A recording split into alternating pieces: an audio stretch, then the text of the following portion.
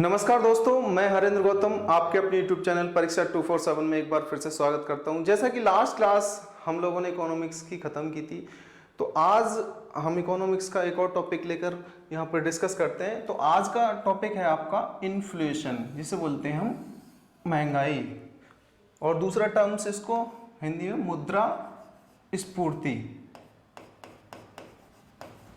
मुद्रा स्फूर्ति के नाम से भी इसको जानते हैं।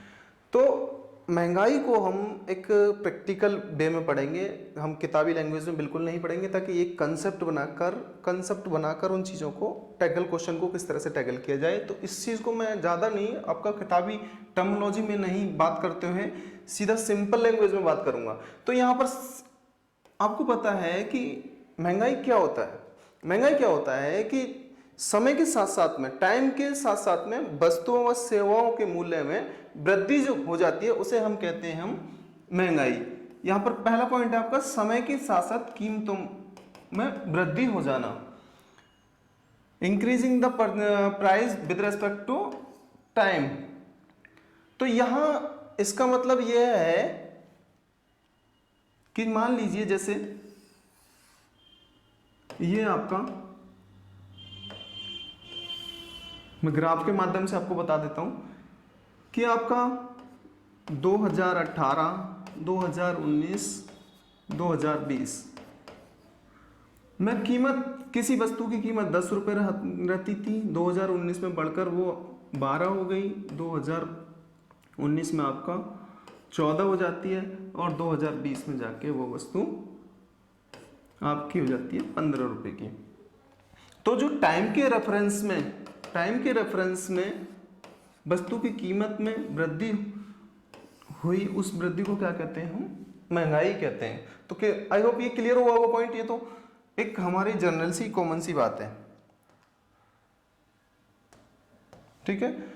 तो बात करते हैं कि दूसरा पॉइंट आपका आता है कि मुद्रा की खरीद क्षमता में गिरावट। मुद्रा की खरीद क्षमता में यानी कि आपकी परचेजिंग पावर कम होने से भी महंगाई हो जाती है। कैसे महंगाई कम हो जाती, महंगाई होती है कि मान लीजिए किसी वस्तु की डिमांड ज़्यादा, जब आपकी किसी वस्तु की डिमांड जब ज़्यादा हो जाती है और सप्लाई कम हो जाती है, तो वहाँ पर प्राइस में वृद्धि हो जाती है। प्राइस में जब वृद्धि हो जाती है तो उसी को हम कहते हैं महंगाई। जैसे यहाँ पर आपके पास में मैं बता देता हूँ कि मान लीजिए आपके पास में किसी कोई एक वस्तु है, पानी की बोतल का ही, यहाँ पर पानी की बोतल रखी हुई है, तो मैं उसका एग्जांपल ले लेता हूँ। तो उस पानी की बोतल के प्राइस आपका 10 रुपये है, 10 रुपये था। अब इसका प्राइस क्या हुआ कि अब इसको पीने वाले लोग हैं, इनकी संख्या है, डिमांड है इसकी ज़्यादा, इसकी डिमांड है ज़्यादा। तो पहला व्यक्ति क्या है कि इसकी एक्चुअल कॉस्ट जो थे वो थी आपकी 10 रुपये। दूसरा व्यक्ति, जब लोगों के पास में पैसा है, पैसा होने के साथ में डिमांड ज़्यादा है, डिमांड ज़्यादा होने की वजह से डिमांड करते हैं इसको। तो एक व्यक्ति कहता है इसको 15 रुपये की, दूसरा कहता है कि नहीं मैं 20 रुपये की ले लूँगा, तीसरा कहता है नहीं 50 रुपये की ले लूँगा। तो आप क्या देखते हैं यहाँ पर, जैसे वस्तु की, जिस वस्तु की डिमांड जब ज़्यादा हो जाती है तो सप्लाई होती है कम, तो वहाँ पर क्या हो जाता है, उस वस्तु के प्राइस बढ़ जाते हैं, और प्राइस बढ़ने को ही हम क्या कहते हैं? महंगाई, ठीक है। अब दूसरा पॉइंट था, यहां पर दूसरा पॉइंट मैं आपको क्लियर कर देता हूं। मुद्रा की खरीद क्षमता यानी परचेसिंग पावर में गिरावट आ जाती है। मान लीजिए आप कोई वस्तु 10 रुपए की वस्तु, 10 रुपए की 5 आर्टिकल आप खरीद रहे थे, 10 रुपए के 5 आर्टिकल खरीद रहे थे। अब महंगाई होने के साथ में क्या हुआ कि 5 रुपए के आप 2 आर्टिकल खरीद रहे हैं। तो यहां पर आप क्या देखते हैं कि सेम रुपीज में, 10 रुपीज में, यहां पर 10 रुपीज में क्या हुआ कि 5 आर्टिकल और यहां पर 2 आर्टिकल, तो 10 सेम रुपीज में आर्टिकलों की संख्या आपका कम हो जाती है। तो कम होने की वजह से इसी को क्या बोलते हैं हम कि आपका क्रय, मतलब मुद्रा की जो परचेजिंग पावर जो होती है, मुद्रा की परचेजिंग पावर में गिरावट आ जाती है। यानी कि 10 रुपए की 5 मिल रही थी, तो अब 10 रुपए की कितनी मिल रही है? 2। तो यहां पर क्या हुआ, जो आपकी मुद्रा होगी उसकी परचेजिंग पावर में यहां पर गिरावट हुआ, जिसकी वजह से क्या होता है, इसको भी हम क्या बोलते हैं, इसको भी बोलते हैं हम महंगाई। तो महंगाई से मतलब यह है कि लोगों के पास में जितना डिमांड ज़्यादा होगी, डिमांड कहाँ से ज़्यादा होगी कि लोगों के पास में एक पॉइंट आता है, डिमांड डिपेंड करती है इनकम पर। तो यहां पर हम डिस्कस कर लेते हैं दूसरा पॉइंट, इनकम। इनकम क्या होता है कि इनकम एक तो डिमांड के प्रोपोर्शनल हो सकती है, यानी कि समानुपाती हो सकती है। कैसे? जैसे जैसे आपका इनकम बढ़ेगी उसके सापेक्ष आपकी डिमांड बढ़ेगी। अब दूसरा एक और फैक्टर होता है, इनकम आपकी इनवर्सली प्रोपोर्शनल हो सकती है। इनवर्सली प्रोपोर्शनल मतलब व्युत्क्रमानुपाती हो सकती है। जैसे जैसे क्या होता है कि जैसे लोग आपका किसी वस्तु के प्राइस को माइंड नहीं करते, तो और वस्तु के प्राइस माइंड नहीं करने के साथ साथ में दूसरी वस्तु की उसकी परचेजिंग पावर, मुद्रा की जो परचेजिंग पावर जो लिमिट्स होती है वो हो जाती है कम। तो यहाँ पर दो फैक्टर्स के ऊपर, इनकम के ऊपर, जहां जब जब जब किसी की इनकम ज्यादा होगी तो इनकम ज्यादा होगी, तो इनकम ज्यादा होने के साथ साथ में उसके डिमांड ज्यादा होगी, डिमांड ज्यादा होने के साथ में उसके प्राइस ज्यादा बढ़ जाएंगे। तो ये एक सिंपल सी बात थी कि आपको दो शब्दों में बात समझाने का मतलब है कि किसी वस्तु की जहां डिमांड ज्यादा होगी, डिमांड ज्यादा होने के बाद साथ साथ में उसकी वस्तु के प्राइस में जो वृद्धि हो जाती है वही क्या कहलाती है, आपका महंगाई कहलाती है। अब महंगाई को अफेक्ट करने के कुछ रीजंस हैं। तो महंगाई का इफेक्ट किन पर पड़ता है? Effect of inflation. अब महंगाई का प्रभाव यहां पर देखते हैं, महंगाई का प्रभाव किन किन पर पड़ता है। हम एक एक पॉइंट को लेकर चलेंगे और इनको कोरिलेट करते हुए, कंसेप्ट बनाते हुए कि कैसे। मान लीजिए सबसे पहला पॉइंट आपका क्रेता यानी कि बायर। बायर पर क्या प्रभाव पड़ेगा? आप अपने आप को एक खरीदार के तौर पर सोच कर रखिएगा कि आप कोई भी प्रोडक्ट मार्केट में जाकर खरीदने की कोशिश करते हैं, तो आप क्या सोचते हैं कि हमें वस्तु कम से कम रुपए में मिल जाए, कम से कम रुपए में मिल जाए। मान लीजिए कोई वस्तु की प्राइस है आपके 100 रुपीज, तो आप क्या सोचेंगे खरीदार होने के साथ साथ में कि ये वस्तु हमें 80 रुपए में ही मिल जाए। तो महंगाई होने के साथ साथ में मतलब वस्तु महंगाई होने के साथ में वस्तु 100 रुपए की जगह 120 रुपए में मिल रही है। तो इसकी वजह से क्या हो रहा है, होगा क्या कि जो आपका वायर्स होगा उस पर पड़ेगा आपका नकारात्मक प्रभाव। नकारात्मक प्रभाव कैसे होगा कि वस्तु की जब कीमत बढ़ जाएंगी तो उस पर महंगाई हो जाएगी। महंगाई होने के साथ साथ में आपका महंगाई का प्रभाव क्रेता पर प्रभाव पड़ेगा, वो नकारात्मक प्रभाव पड़ेगा। क्लियर हुआ ये पॉइंट? नेक्स्ट पॉइंट हम बात करते हैं विक्रेता यानी सेलर पर। सेलर पर क्या प्रभाव पड़ेगा? सेलर पर प्रभाव यह पड़ेगा, मान लीजिए कोई वस्तु की लागत मूल्य जो था 80 रुपए था, 80 रुपए होने के साथ में उस वस्तु का एक्चुअल कॉस्ट 100 रुपए, लेकिन उसको क्या है कि वो 100 महंगाई होने की वजह से 120 रुपए में बेची जा रही है। अब 120 रुपए में बेची जा रही है तो उसको क्या होगा, उसको प्रॉफिट होगा। जब विक्रेता को महंगाई होने के साथ साथ में प्रॉफिट होगा तो उस पर क्या प्रभाव पड़ेगा, आपका पॉजिटिव इफेक्ट पड़ेगा। क्लियर? नेक्स्ट पॉइंट, नेक्स्ट आता है आपका सरकार पर। सरकार पर इस चीज का क्या प्रभाव पड़ेगा? सरकार पर इस चीज का प्रभाव क्या पड़ेगा? मान लीजिए हम 3 कैटेगराइज में इसको आपको इकोनॉमी के सेक्टर होते हैं आपके, प्राइमरी, सेकेंडरी एंड टर्सरी। ये आपने सेक्टर में लास्ट क्लास में डिस्कस कर चुका था। तो आपके प्राइमरी सेक्टर में आपके किसान मजदूर वर्ग के लोग आ जाते हैं। तो किसान और मजदूर वर्ग के लोग आ जाते हैं। मान लीजिए आपके कोई व्यक्ति 10 रुपए किलो, 10 रुपए प्रति केजी, यहाँ पर दोबारा सरफ कर देता हूं मैं यहाँ पर,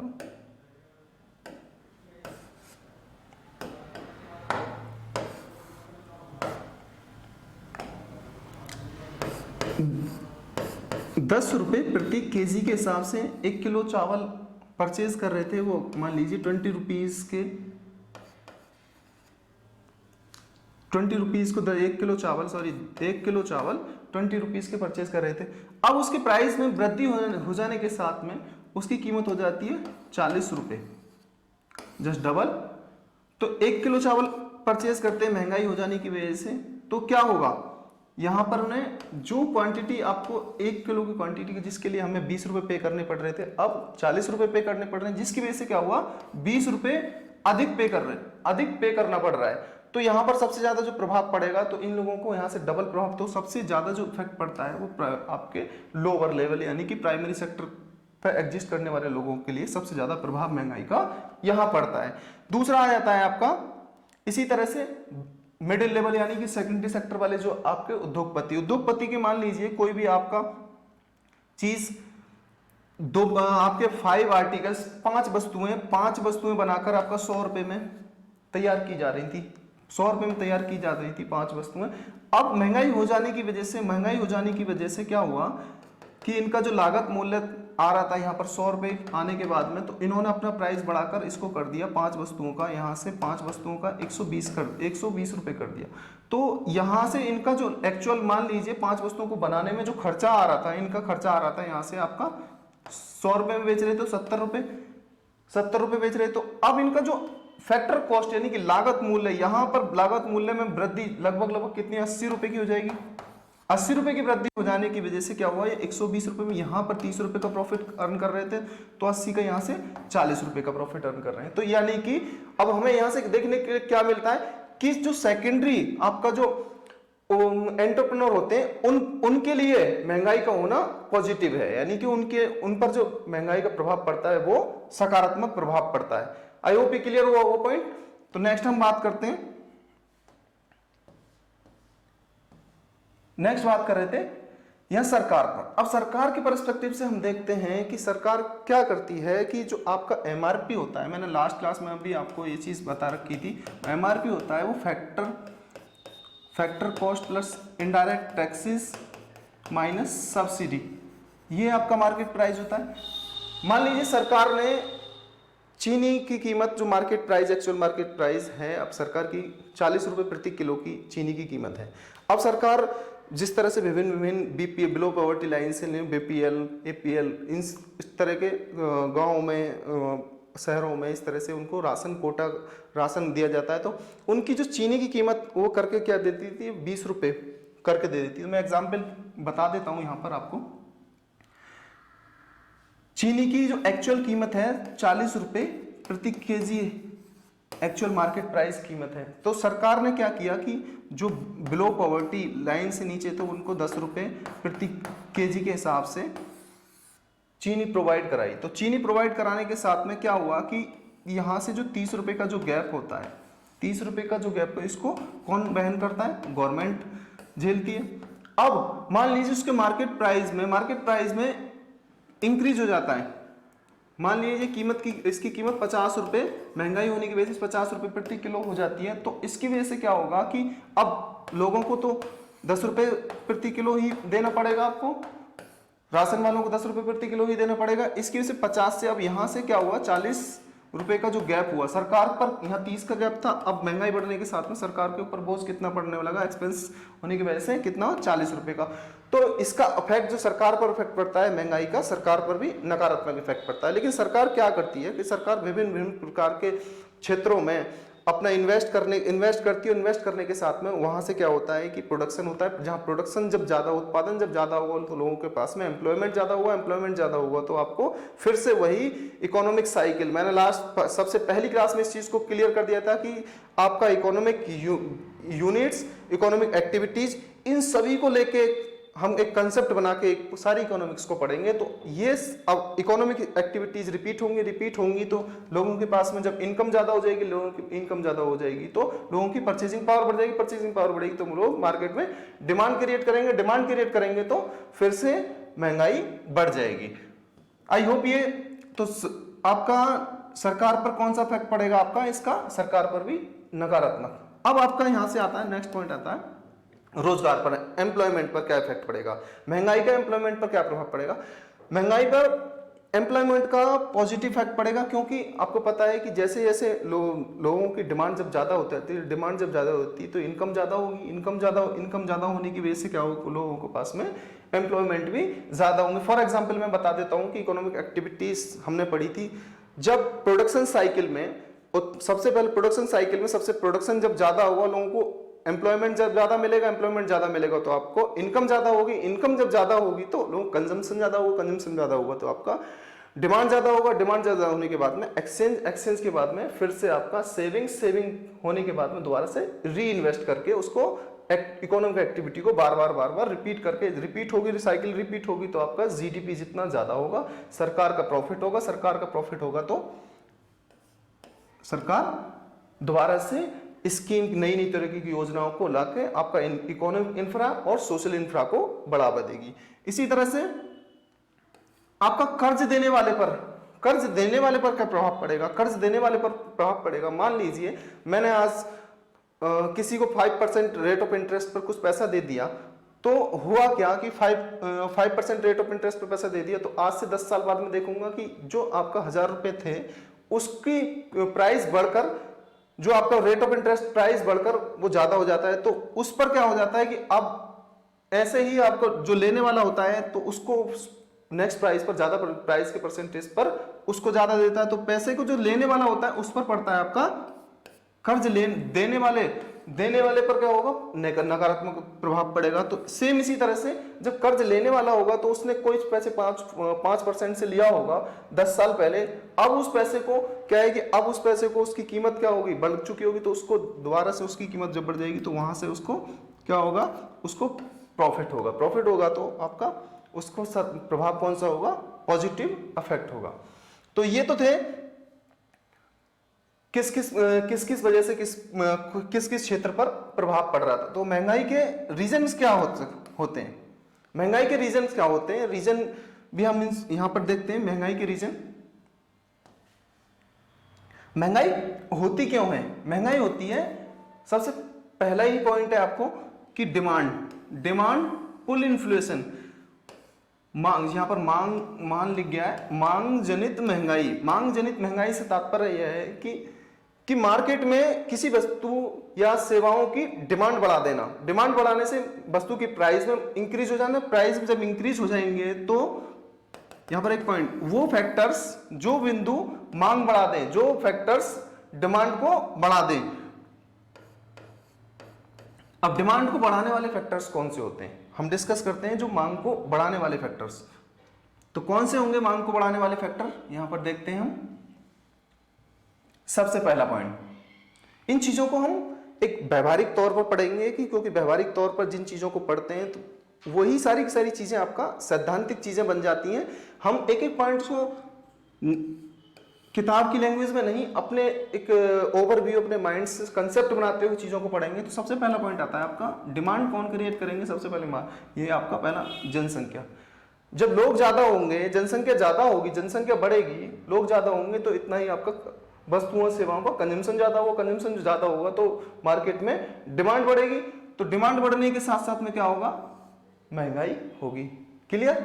नेक्स्ट है आपका इनकम, नेक्स्ट पॉइंट आय बढ़ने से मैंने आपको सबसे पहले ही पॉइंट क्लियर कर दिया था कि जब लोगों की आय बढ़ेगी, लोगों के पास में पैसा होगा, पैसा होने के साथ साथ में क्या करेंगे, लोगों को परचेज करेंगे, वस्तुओं को परचेज करने के बाद में क्या होगा, उस वस्तु की डिमांड बढ़ा देंगे, वस्तुओं की डिमांड बढ़ने के साथ में वस्तुओं की कीमत बढ़ जाएगी, कीमत बढ़ने के साथ में महंगाई बढ़ जाएगी। क्लियर। नेक्स्ट है आपका एफडीआई यानी कि विदेशी प्रत्यक्ष निवेश, फॉरेन डायरेक्ट इन्वेस्टमेंट। ये काफी इंपॉर्टेंट पॉइंट है। अब इसके आने से, इसके बढ़ने से महंगाई किस तरह से बढ़ती है, मान लीजिए जैसे कोई भी अमेरिकन कंपनी है, अमेरिकन कंपनी क्या आके एफडीआई करती है, इंडिया में आके अपना कोई इंफ्रास्ट्रक्चर लाके इंडिया में आके सेटअप करती है, तो वहां पर सेटअप करने के साथ साथ में क्या होगा, वहां के जो आपके इंडिया के लोकल स्तर के लोग होंगे उनको क्या मिलेगा, रोजगार मिलेगा। अब वहां लोगों को रोजगार मिलेगा, रोजगार मिलने के साथ में लोगों को फिर इनकम होगी, इनकम होने के साथ साथ में लोगों की फिर डिमांड बढ़ जाएगी, डिमांड बढ़ेगी तो लोगों की परचेजिंग पावर बढ़ जाएगी, परचेजिंग पावर बढ़ने के साथ साथ में वो क्या करेंगे, मार्केट में फिर से कुछ महंगाई हो जाएगी। ये पॉइंट यहां से क्लियर होगा। नेक्स्ट है आपका ब्लैक मनी।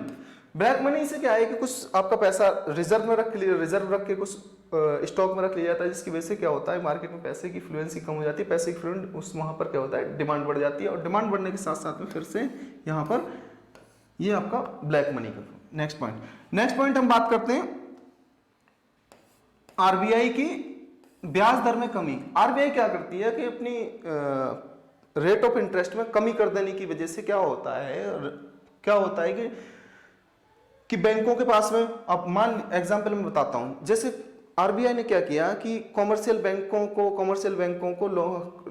अपनी रेट ऑफ इंटरेस्ट कम कर देती है, और रेट ऑफ इंटरेस्ट कम कर देने की वजह से क्या होगा कि लोगों को लोन लेंगे तो लोग क्या करेंगे, अपना कुछ नया सेटअप करने की कोशिश करेंगे। फॉर एग्जांपल मैं अभी का एग्जांपल ले देता हूँ, लॉकडाउन का एग्जांपल। लॉकडाउन में क्या हुआ कि सभी के पास में, लोगों के पास में परचेजिंग पावर यानी कि पैसा था नहीं, तो कोई भी इकोनॉमिक एक्टिविटीज, सारी इकोनॉमिक एक्टिविटीज रुक चुकी थी।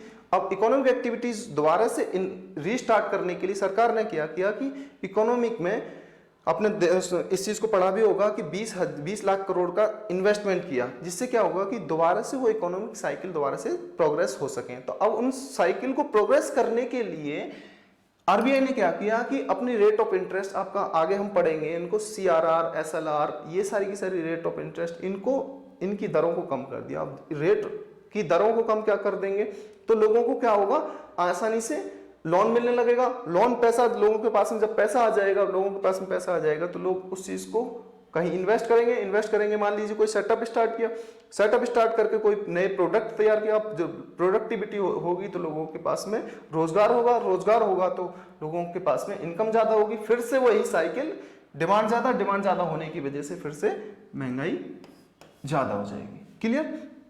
नेक्स्ट, अब ये आता है सार्वजनिक निवेश।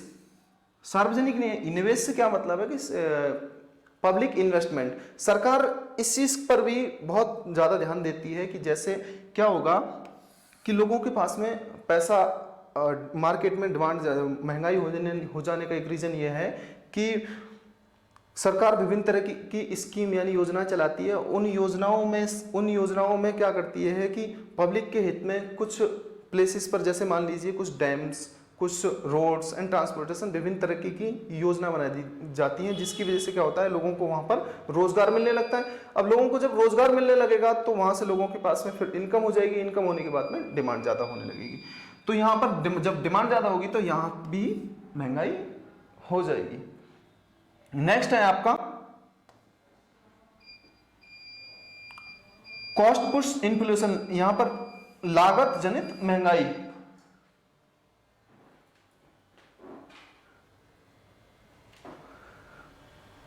नेक्स्ट क्लास, लाइट जाने की वजह से हम क्या आएगी, इस क्लास को हम नेक्स्ट आगे कंटिन्यू करेंगे।